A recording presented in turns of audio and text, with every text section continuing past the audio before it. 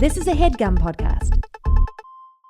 Hello. This is Fake the Nation, where we talk about news, we talk about culture, and where we have a bonus pod in the feed where we talk about the first presidential debate of the 2024 presidential election season. I am joined by OG. I don't know if we ever solved this. I believe you were one of the first ever people on Fake the Nation. Anyway, it's unsolvable. It's an unsolvable problem. No, I could never look it up.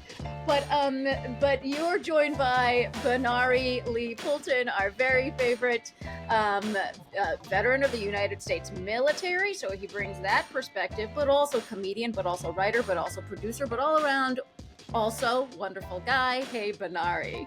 Hey, Negin. It is wonderful to be here with my views that are my own and in no way represent the views of the United States Army Reserve, the United States Army, the U.S. government, coalition forces, or any person real or imagined. So I want to know how many people do karaoke now to your disclaimer. I would hope that a lot. Mouthing it along as you say it. They're like, oh, I know what's coming next. Here we go. Okay, so Benari, so let's get into it, because last night was the debate. It was a CNN debate, obviously. I think we all know the story, which is that they broke with convention, and instead of doing it with the, what is that called? The audience? With the league that usually determine the presidential debate commission or whatever. Commission, yeah.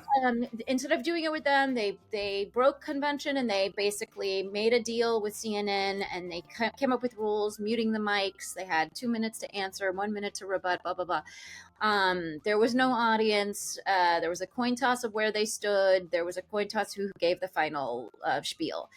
Now, I guess let's start with just your broad feeling. So my feeling is I have, in this moment in time, with what we are facing in November, I have never felt that a presidential candidate has more accurately represented exactly how I believe the majority of us feel, which is old, tired, exhausted, a little sick maybe, and just confused about why the fuck we're even here and have to do this. So in terms of that, Joe Biden killed it. Total accurate reflection of the country. Absolutely. And what else do you want from the guy? Yeah, what do you want? Okay. So here's my feeling. It's so crazy because the funny thing is, on the sickness front, I had performed like a gajillion hours the night before. So last night I was going to go to a debate watching party, but then I kind of lost my voice. So me and Biden were out there croaking. You know what I mean? Yeah, we're just out there croaking. And I was just like, man, I performed voiceless like so many times. It really fucking sucks. Now, on top of he had a cold, he also has a shitty voice, you know? I mean, I think he is an incredible president with some shortcomings, but he has a shitty voice. And the unfortunate part of campaigning is it's all about speech making, and that is it. And that is the worst thing about a presidential campaign. Well, campaigning has always been Joe Biden's weakest point. That's his strongest thing has been going in there and fucking making compromises and bringing bills together. Action. Look, I'm pretty sure your listeners, we don't have to go over why we feel the way we feel. I think everyone knows exactly. It started. Look, I hate using sports analogies, but for politics, I mean, because we've made it a sporting event. But I've tuned into Red Sox games, and right off the bat, you're like, oh, we're gonna lose this game. Like you could just see they were not warmed up, they're not ready. Yeah. It's an off night. That doesn't mean that I'm like, oh, I'm off the Red Sox forever. I'm still rooting for the Red Sox, and I still think that they can, it's a long season, and I think they can win. So I don't get into free fall over one bad game or one bad performance, basically. It was a bad performance by Joe Biden. We've also seen Joe Biden do better. So we know that he's capable of better. At the State of the Union, he did better. So when it started, we were like, oh no, this isn't State of the Union Joe Biden. This is like tired, up past his bedtime Joe Biden. And look, it's not great. It didn't look great. It didn't feel good. It didn't feel great. No. I mean, he also, I mean, even from the moment of him walking onto the stage, that didn't feel great. No. He's like developed maybe a little bit of a walk shuffle. And Because then he's 81 and we're going to be constantly reminded of that every time he walks or talks or does a thing in public. Like, that sucks. If we could abdicate his speech making to AI, like, fucking, I would be fine.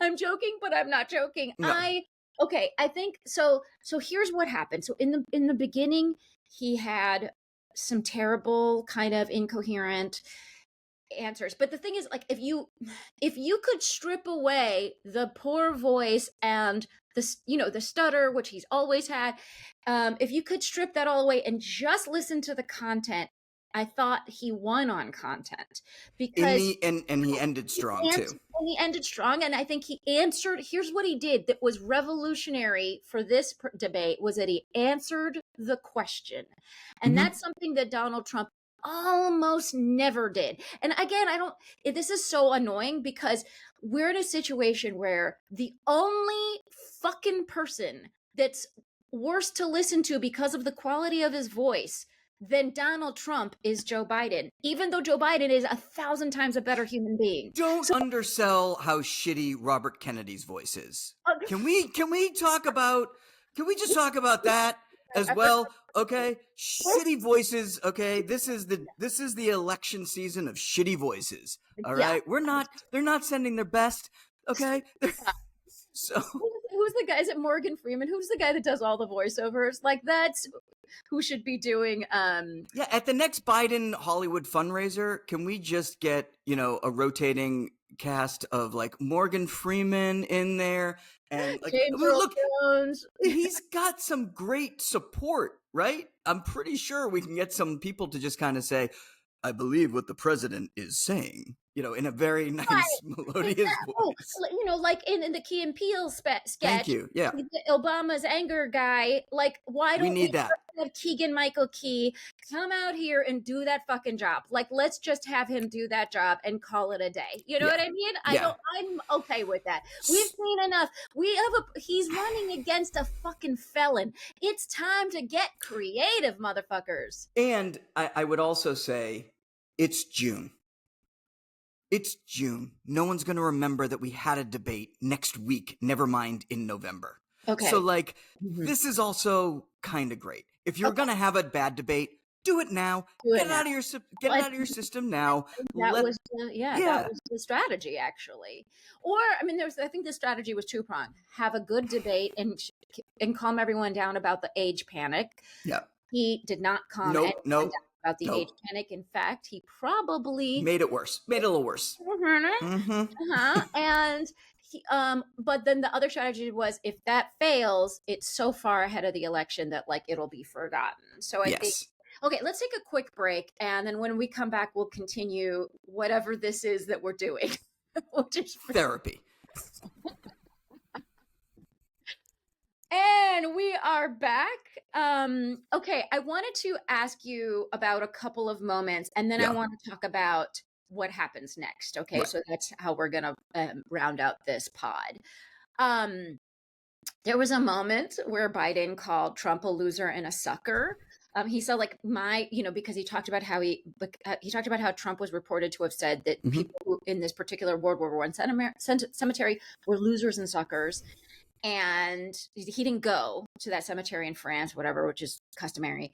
And that was reported by a general. And Biden said, you said that. And, my son, fought in Iraq, and he's not a loser or a sucker. I think it was John Kelly. I think it was General John Kelly who said that. Oh, that's right. That's right.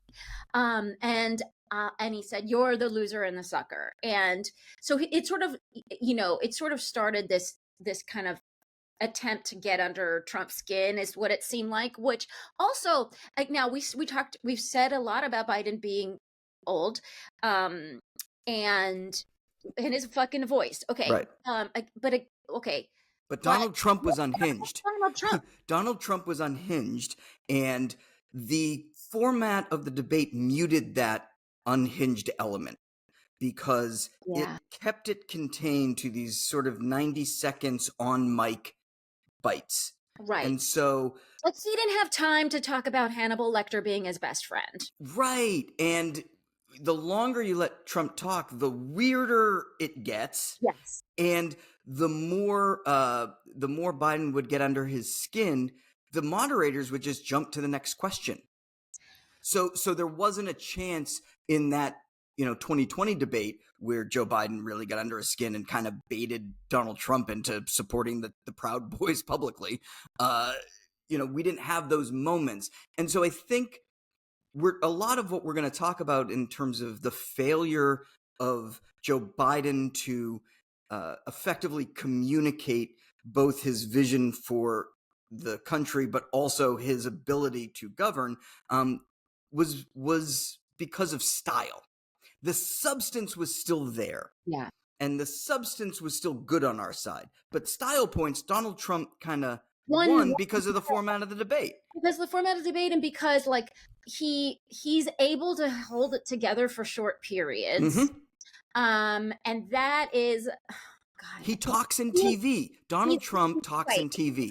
He literally, he cannot, once it gets into a paragraph, then he loses, right? Right. But because everything was so short form, and because now look, I mean, I'm not trying to talk about the fucking moderation, Right. And again, but that's like arguing about the bad calls from the refs. Right. To continue using sports metaphors, which I don't like using. Right. But I do want to say it's very, Joe Biden said something at an after party. He said it's really hard debating a liar.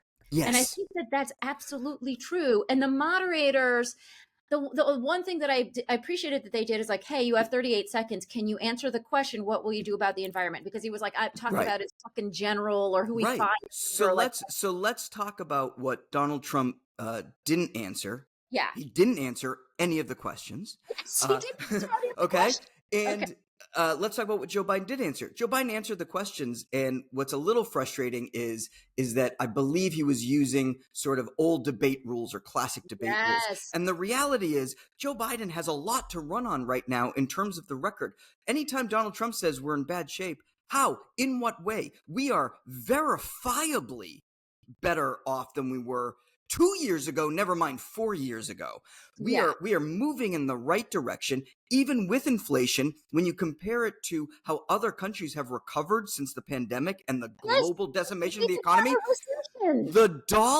the American dollar is stronger than it's ever been since the 90s. Okay, that's thanks to the Joe Biden policies and the Democratic policies. Just you can then stand next to Biden next time and just throw those little.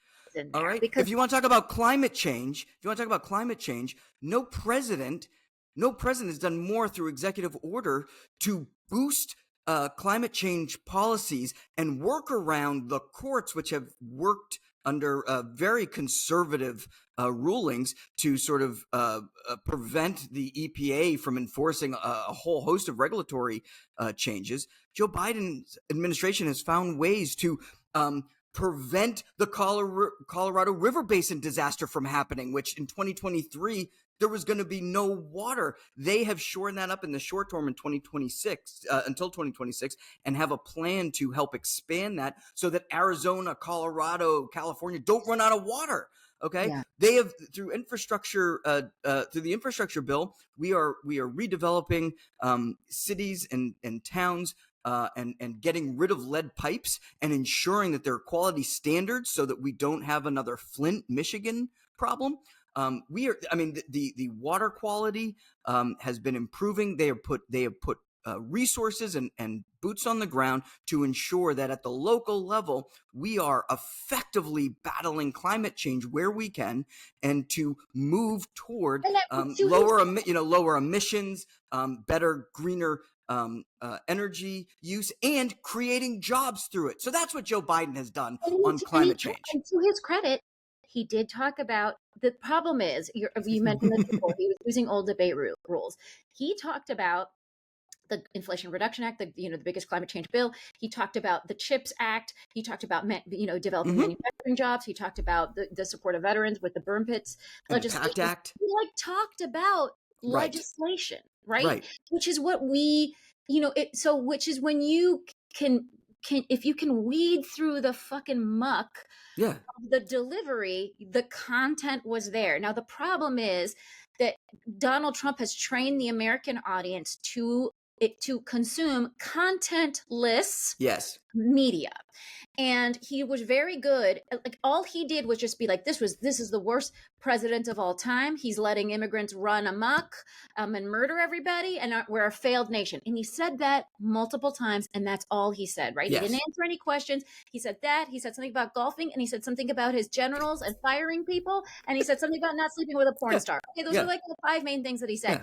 And the problem is, Biden needs to sort of pick up that baton and say, all right, if you're going to do contentless shit, I'm just going to, when we talk about abortion, I'm just going to say Donald Trump doesn't care if women live or die. That's it. That's all in fact, all you have to know is that under this guy, he put judges on the court that took away Roe v. Wade. Yeah. We'll restore it. Okay, we're working to restore it. All you need to know is what this guy, Right. You don't have control over your body because of this guy. And that's it. Make it simple. Yes. Make it simple, because Donald Trump is using those simple fucking phrases and he repeats them so many times like a marketer that that's what people come away in these debates. And that's unfortunately was good. And that's why people think he did well. So for people like us and for your listeners, our job right now is to show the records of what is being done, because people don't have the warm fuzzy, right? But when you look at the record of what Joe Biden actually has done, the question is this guy good at being president? Not, is he good at debates, or is he good at speaking, or does he make me feel great like Obama did?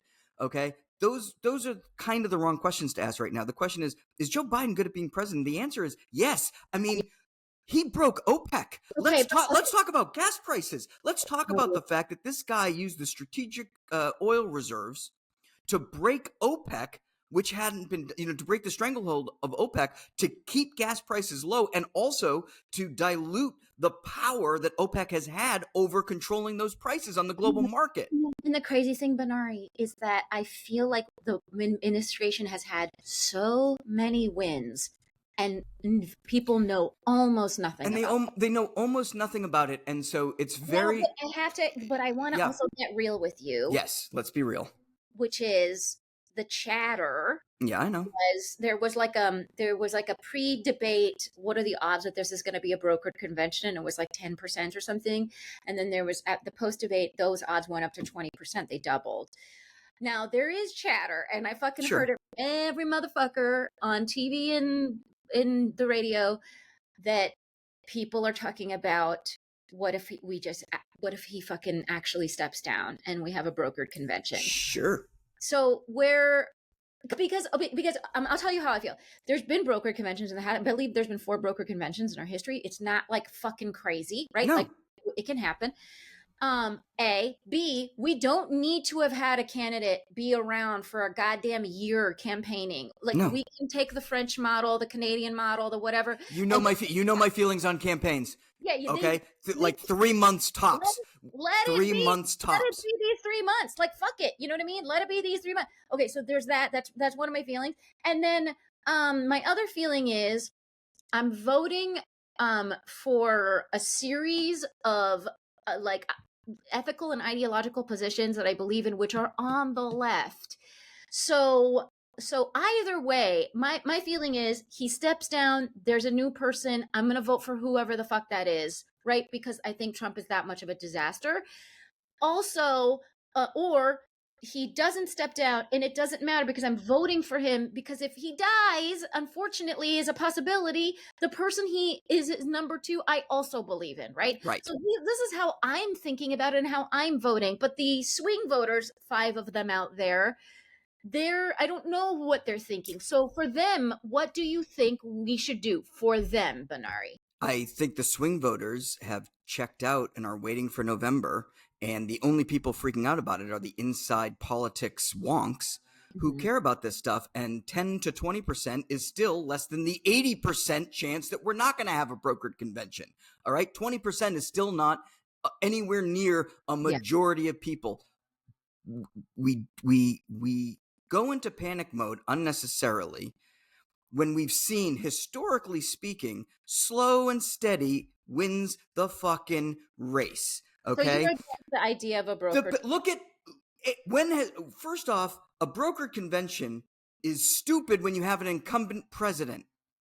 All right, I'm just gonna say it. When you have an incumbent president with when you have an incumbent, the incumbency beats everything. FDR ran for 4 fucking terms and died in office. Okay, that's the goddamn dream, people. And the Republicans were so scared about it that they put an amendment on the table, and we amended the Constitution to cap it at 2 terms. All right, and that was a good thing for America. I'm not saying it's not, but that was because FDR was so fucking popular. People knew that guy was old. All right, but if in a nonstop election campaign, people started panicking, we're like, well, we can't have a guy in a wheelchair. We're in the middle of a world war. What the hell? How's this guy gonna look on the like? No, they fucking pulled up their big kids' pants, and they went in there and they were like, we got a fucking job to do. Okay. This guy's the president.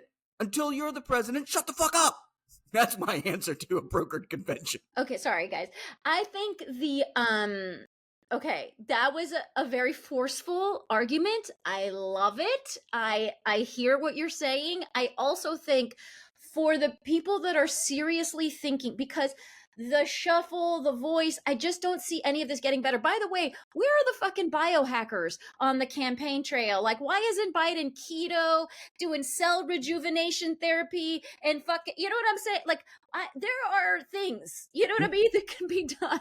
Where are the performance enhancing drugs that we've been promised? They're somewhere with the taco trucks. Okay, all right? Now here's a thing that I want to say, which is, I have over time calcified a little bit over RBG, Ruth Bader Ginsburg, because I feel like her personal hubris about her ability to stay alive cost us dearly.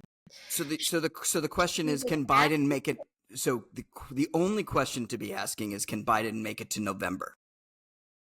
That's the only question. No, I'm serious. If you're worried about this, okay, because RBG didn't. That was the problem. That was the problem. RBG didn't make it to November. But that's a host of other problems that obscures the fact that people didn't want to do their actual job and vote for the person who would have replaced RBG if they had done their job in the first place. Okay, the dirty maintenance of voting. All right. Stop viewing voting as this like, oh, every vote and I can only vote once and it's this big unicorns and puppies. Voting should be like brushing your teeth or going to the bathroom. All right. You don't always love that you're doing it, but you're glad that you did it. All right. You gotta keep doing it. And I also want to say, in response, my feelings also drove me, because I've been getting just nonstop text messages from Democratic campaigns. Yes. I mean, probably 30 or 40 a day. It's actually debilitating, and it's making me crazy. Can we stop that? That is. Yeah. But what I was actually inspired to do was to go to donate to the campaigns. Which I've donated to the campaign. I've donated to many campaigns, whatever. But like last night, I specifically donated to the campaign. We love you. Stay alive. Please put this towards the medical bills. No, can we get a functional doctor, a fucking sports steroid doctor? Man. Like 4 separate, again, because if it's about, I think the powers that be are going to make decisions, and that there might be a Biden stepping down decision. There's a non-zero percentage. There's a non-zero chance, and that's fair. And so if we're serious, so I'll take. But my point is, it doesn't matter. It doesn't matter if he chooses to step down or doesn't choose to step down.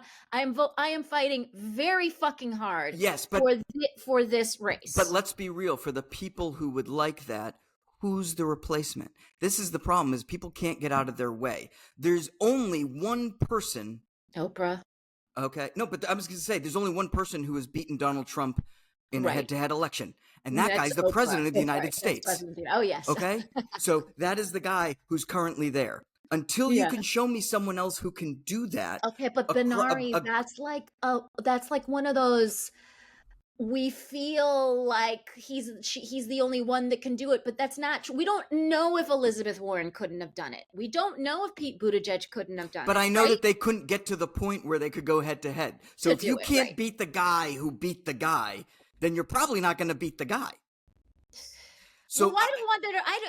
I only see it as, I mean, it doesn't matter if he's the nominee right now. It's just like if he decides to step down, that's his own thing. And him and Jill and Obama might have a conversation. And I just want to remind people that, like, LBJ stepped down, and basically, look, he was unpopular. He had Vietnam to deal with. All right. But another reason he was unpopular was because he championed civil rights and lost the racist South for the Democratic Party.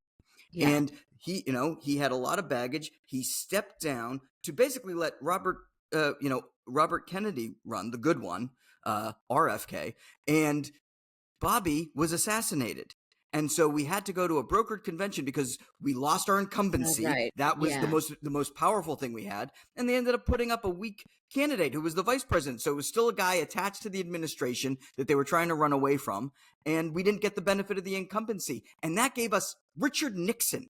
Okay, so we're in a Richard Nixon situation here that's 40 million times worse than Richard Nixon. That's 40 million times worse. And which brings me to my final point, and we got to end the show here. But I'm angry that, like, we have a candidate who's an excellent president but a terrible speech maker. That makes me upset, right? That we could have had a real primary. He could have already stepped down and they could have had a real primary. We could have had a real fucking candidate that was a good speech maker, because unfortunately that's the fucking job, is speech maker. Okay. Yeah, that's part of it. So I'm angry about that. I'm also angry, again, I don't want to forget, I'm angry at the Republicans because why don't they have a reasonable candidate? Fucking, if they had Nikki Haley, she would win, and I wouldn't actually lose my mind. You know what I mean?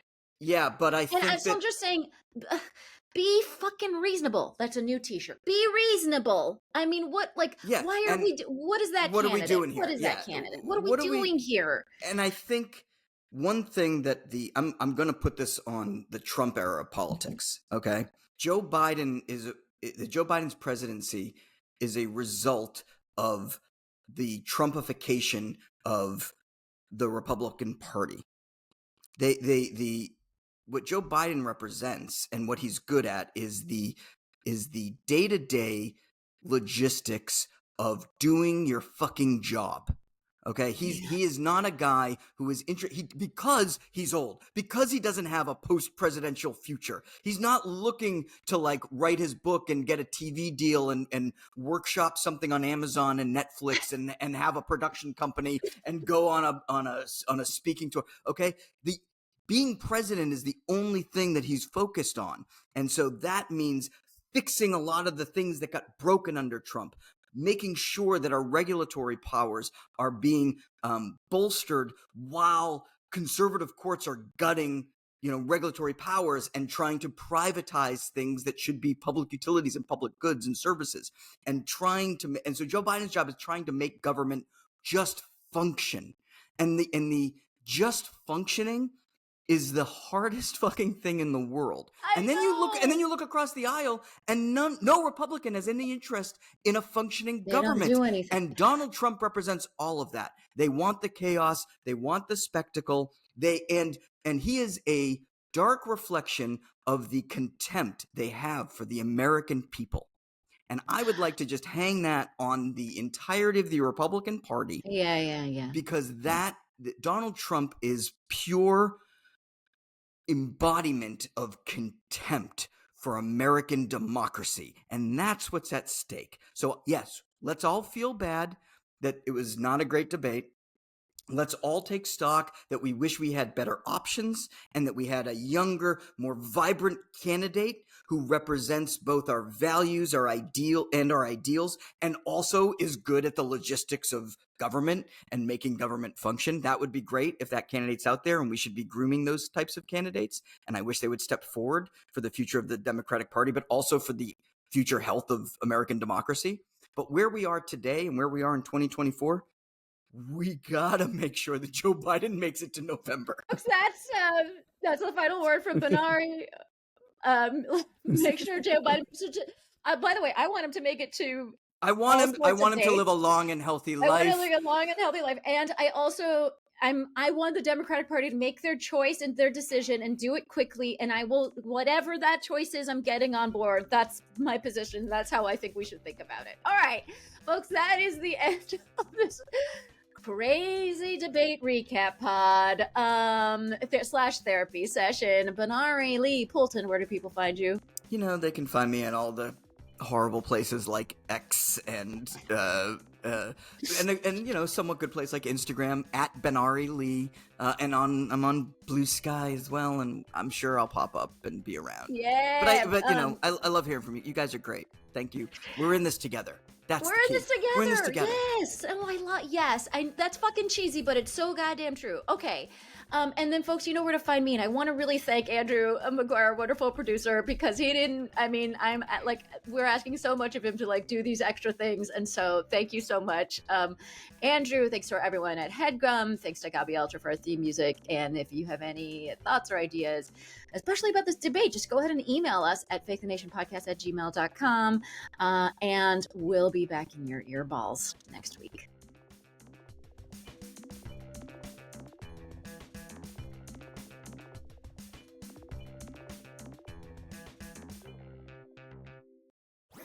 That was a Headgum podcast.